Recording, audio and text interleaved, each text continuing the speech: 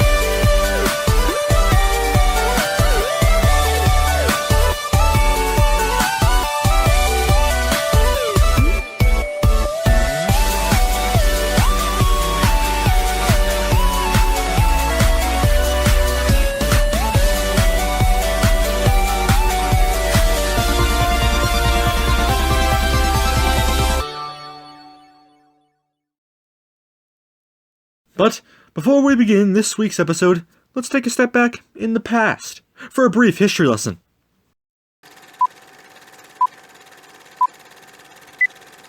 Our story on the Lamborghini Asterion is actually just really simple. The car was first unveiled at the 2014 Paris Motor Show, because again, Paris, and the car actually did sound quite surprising and promising. The Asterion, originally named after a Greek minotaur. Shocking, I know, because, you know, Lamborghini and the Minotaurs are bulls or something. Originally, the Asterion was planned to be Lamborghini's first hybrid production car. It was a pretty big deal because, again, this was at a time when hybrid cars were really starting to get popular, with cars maybe like the BMW i8 or the McLaren P1 or the Porsche 918. These kind of cars. Cars that had both a gas motor and electric motors together, working in junction together, you know, because, you know, it's good stuff. Let's be honest here.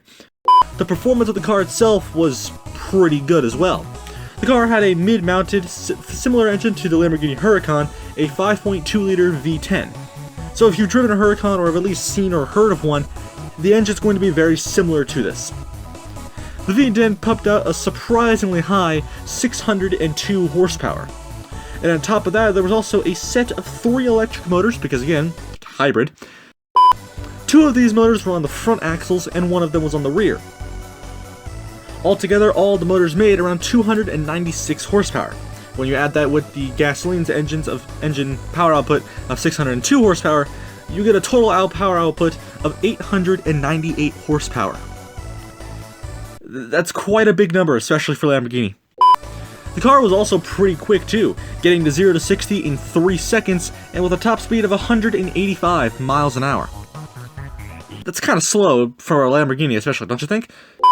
The carbon fiber monocoque chassis, as well as a bunch of other carbon fiber and monocoque bits, were also borrowed from the Lamborghini Aventador. And holy crap, there's actually more storage in this car than any other Lambo ever made! Well, actually, no, scratch that. We can't exclude the Rambo Lambo, let's be honest here. Sadly, all cars have to come to an end, and the Asterion was cancelled.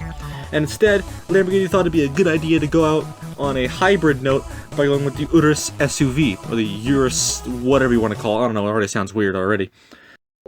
The Asterion was and could have been a great car. It had the power, it had the handling, it pretty much had everything for its dominant rivals, which its rivals were mostly cars like the McLaren P1, the Porsche 918, and what would soon be the BMW i8, and many other hybrid cars.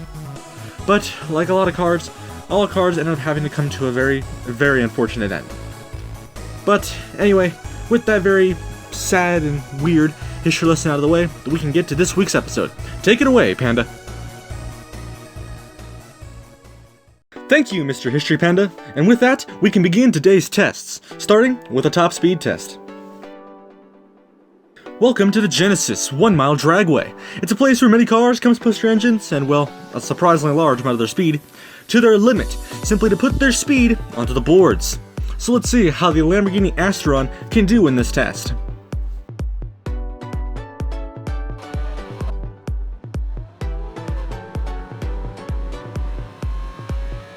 The Lambo, the Asterion, whichever you want to call it, topped out at 125.1 miles per hour.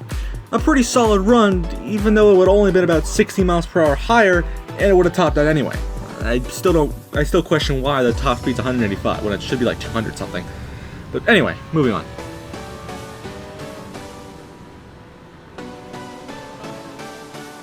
Next up is the gravitational G's of the brake test. The goal of this test is very simple. We want to make sure that all 4 of the car's brakes can stop once it passes this white line. The goal of the test is to not hit the parked Nissan Leaf, and if you do, you want to measure your distance based on how far the Nissan Leaf moves from its parking spot. So let's see how well the Asterion can do in the brake test.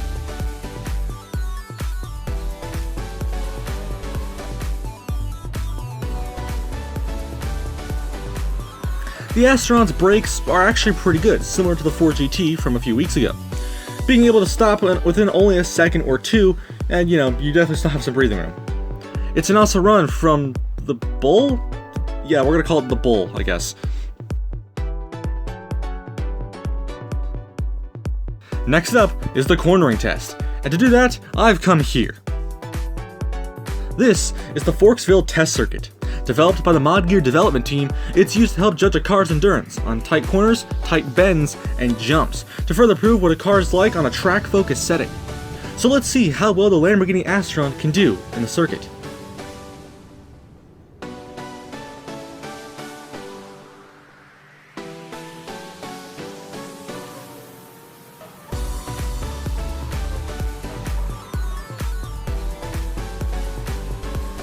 The Asterion corners pretty well. Its loss of speed while cornering isn't bad whatsoever, and body roll is near to none. My only complaints with this car on cornering is the steering. The steering definitely feels very stiff, unlike other cars where it might turn in very easily or turn in too hard. This car's steering just feels very stiff, and you're gonna have to turn in a lot more early into a corner if you're gonna actually make it into the corner. It's a very okay run, but the steering just isn't the best thing, and it's definitely what's making the car lack here.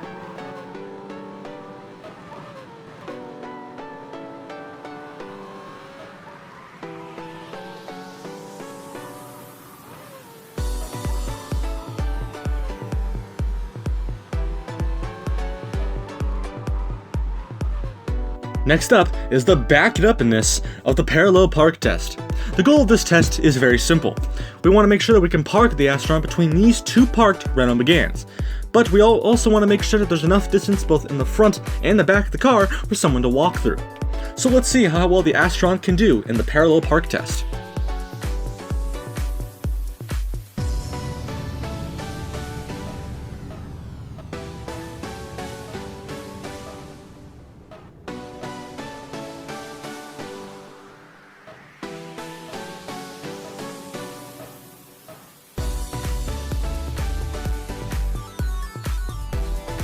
And with ease, the Asterion passes this test.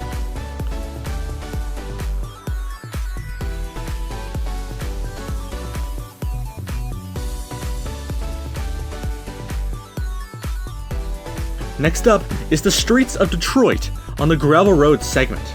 This test has helped used to judge how a car's endurance can be on, well, your day-to-day driving conditions, whether these bumps, potholes, just your typical day-to-day, driving conditions. I'm pretty sure we can all agree on this. So let's see how well the Asterion can do in this test.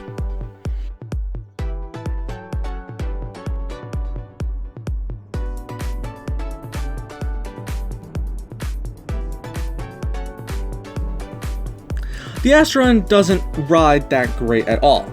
Similar to the Jaguar F-Type from a few weeks ago, the suspension is basically ramming into the car's body and is practically dying. And both the front end and the undercarriage of the car are also getting, scraped, and they're getting also very butthurt at the same time. It is a very unfortunate run from the Lambo.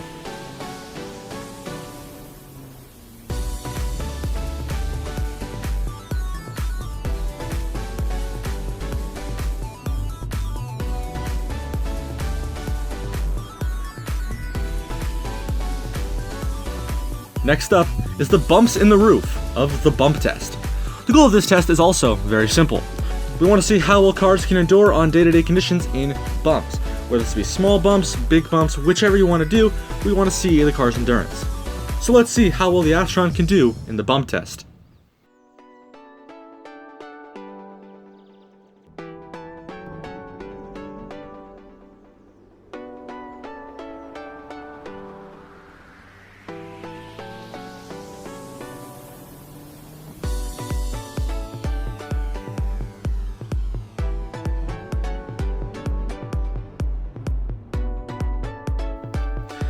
Similar to the last test, the Asterion doesn't really do well here either. The front end is still ramming the bumps, so it's also slowly dying, and as for the suspension, it's also doing the same. There was also a fair bit of sparks coming off the car in the back end, because again, the back end also was slamming the ground pretty often as well. It is once again a very unfortunate run from the Asterion.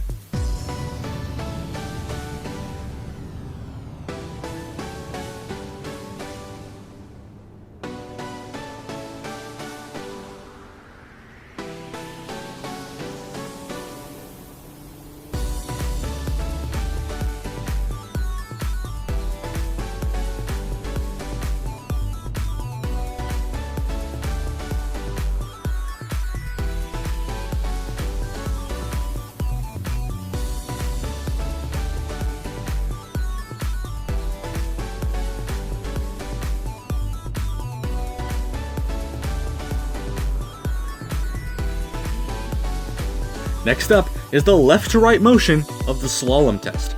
The goal of this test is very simple. We want to see how a loss of speed and body roll can affect a car on a track focused setting. We already know a little bit about how the Asterion does cornering with body roll and loss of speed while cornering, but we're still going to test this anyways to get a better idea. So let's see how well the Asterion can do.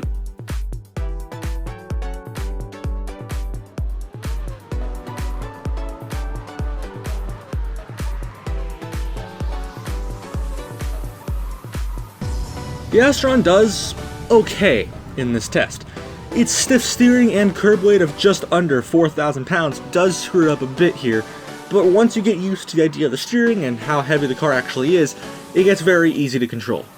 So it's a pretty okay run from the Asterion.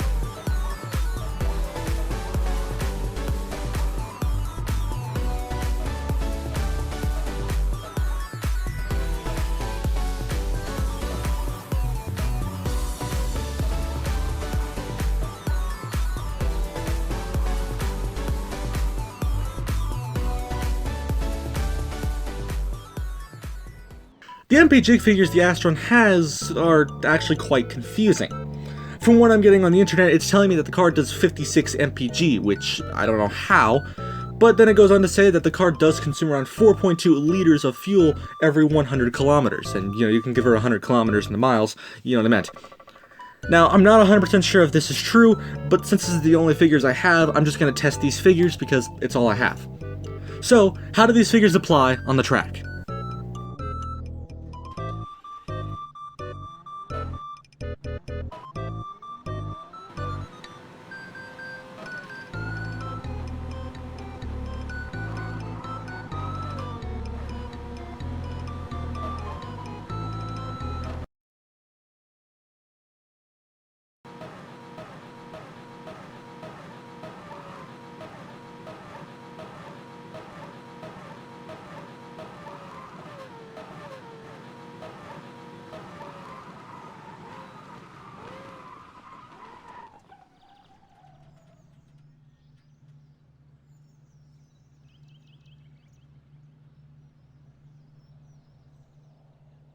And now, let's give the Lamborghini Asterion an official lap around the Futaro circuit.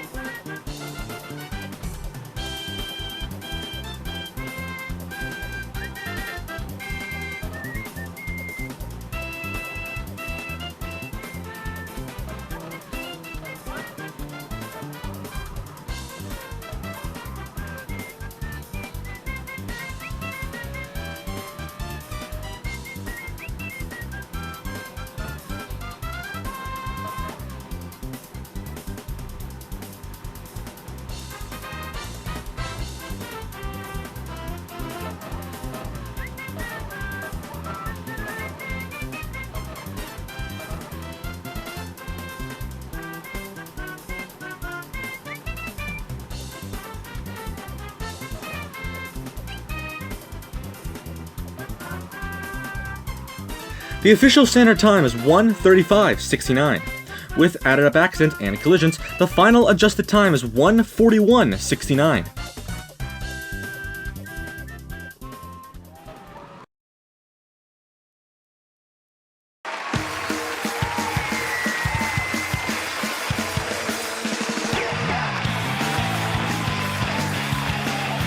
Where's my burrito? Where's my burrito? Focus, speed, high speed, one winner, 42 losers. I eat losers for breakfast. Speed, dang it. Let's get ready to rumble!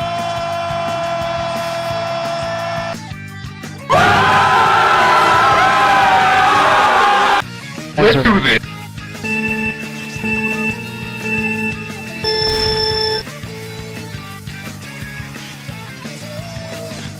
Bring me that ass!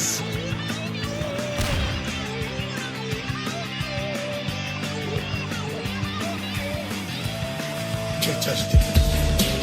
Oh shit! Oh shit!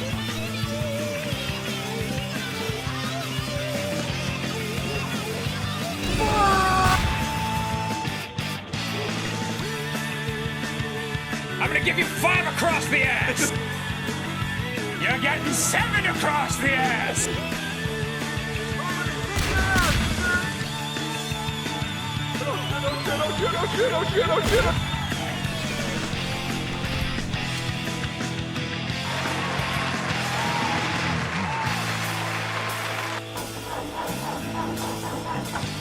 The fuck is that?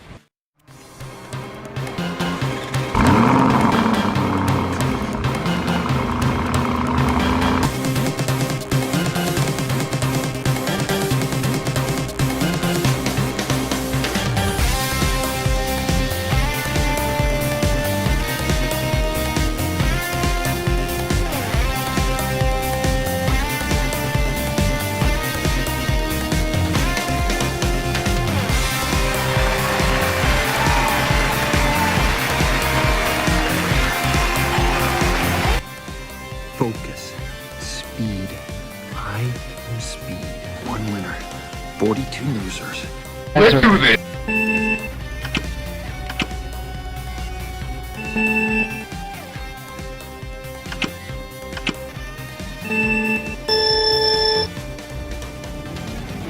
Oh no!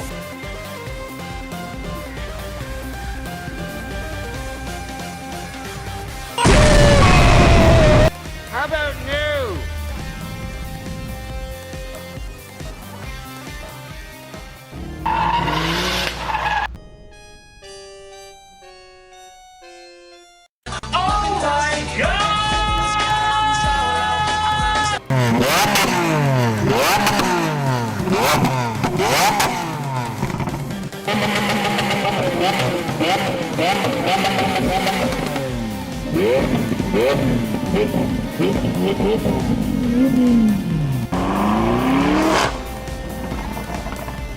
No! It's not possible! Now you're gonna get it, motherfucker! This is Sparta!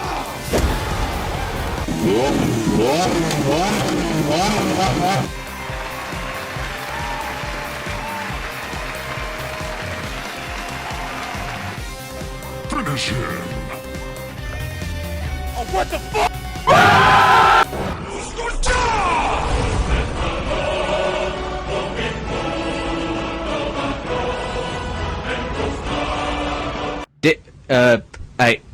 Did I win?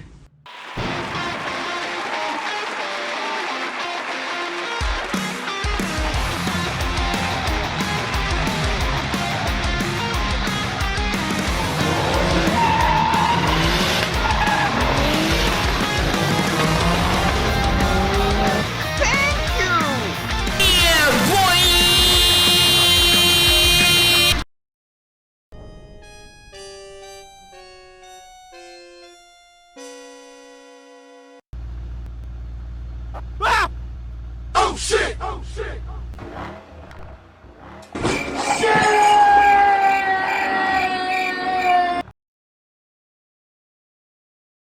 So, what are my final thoughts on the Lamborghini Asterion? Well, this car definitely could have been a very big rival to cars like the McLaren P1, the Porsche 918, and could soon be cars from Ferrari and, BMW, maybe even Chevy, who knows. But this car had a very big life. It was going to be a very big rival to these cars. It had the power, and in terms of the Garry's Mod universe, not great handling, but trust me, I'm pretty sure Lamborghini knew what they were doing. But even then, this was a car that could have really made some damage on the automotive market and could have set the standard for Lamborghini to be a very good company when it came to hybrid production cars. But after its cancellation, the soul of the Lamborghini Asterion now lives on in the Urus SUV, or the Urus, I don't know what you want to call it, and the Asterion will now forever be remembered as something that could have been really great. And on that Minotaur-like note, it's time to end. Thank you so much for watching. We'll see you next week. Good night.